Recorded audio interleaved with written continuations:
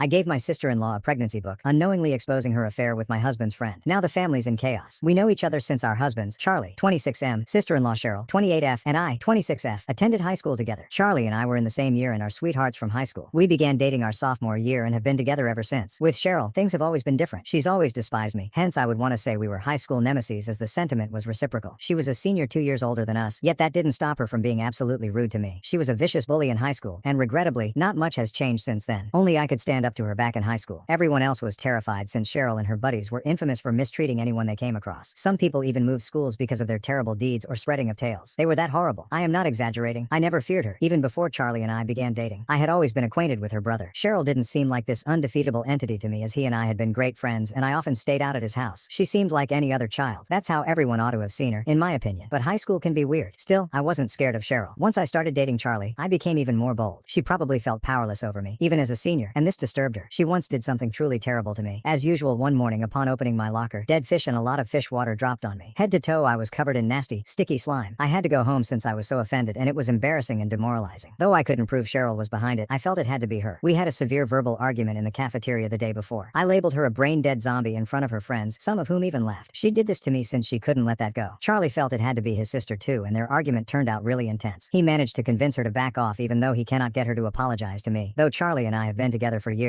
Cheryl and I never spoke once that incident occurred. But once Charlie and I got married last year, my in-laws informed Cheryl and me that since we were now family, we had to try more to get along. Some nosy relatives had been questioning our lack of communication or simply glancing at each other during family events, which embarrassed them. Having gone far from high school, I was ready to let the past pass. I agreed to be polite. Cheryl and I shook hands like grown-ups. Though we chose to be friendly at family functions rather than avoid one another, we were not going to be best friends overnight. Things appeared to be going good a year ago. We would say hi and then go on whenever we ran across each other. We had left the bad blood behind us, so I assumed, but then she became cruel once more. She showed up empty-handed on my birthday some few months earlier, which was okay. She then told me she was actually teaching me cooking classes and emailed me an online program she had bought at the party itself while I was opening everyone's gifts. She said it was meant to be a joke, but nobody else laughed and I didn't either. For background, I had done all the cooking for the day alone, hence it was quite nasty. I have always loved working in the kitchen and experimenting even though I am not a professional chef. Since childhood, cooking has been a pastime of mine. Her comment, she was going to give me cooking lessons, was quite nasty, right after she had eaten a whole dinner I had made. As Charlie had pointed out, everyone knew I produced everything. I took it to heart since I had worked hard and woke up at 6:30 a.m. to make sure everything was perfect. No one truly laughed even once she explained it as a joke. She persisted even though several people laughed merely to let her drop it. She kept insisting she was kidding, but she really thought I should have culinary classes since everything she had eaten that day made her feel sick and she kept saying she might throw up at any time. She also made jokes on how everyone should clear the path to the bathroom should she have to barf. She was truly approaching my last nerve at the end of the evening, and I felt relief when she left. She didn't even bother bidding farewell after spending the whole day cracking jokes at the expense of my cooking abilities, which, by the way, aren't particularly horrible. Charlie and everyone else told me the food was fantastic, hence I have no idea what she was talking about. To be honest, I had begun to believe she might be a decent human being, but after my birthday I chose to resume neglect of her. She obviously still lived in her high school mean girl form, and someone like her had no right to be friendly with me. Cheryl had her birthday last week. She had to invite me even if we are not getting along since I asked her to my party. Charlie traveling without me would have been strange, hence she invited me in order to maintain family peace. That proved to be rather a blunder. I chose to let her taste her own medication. Based on a few weeks old overheard talk, I handed her the book What to Expect When You're Expecting.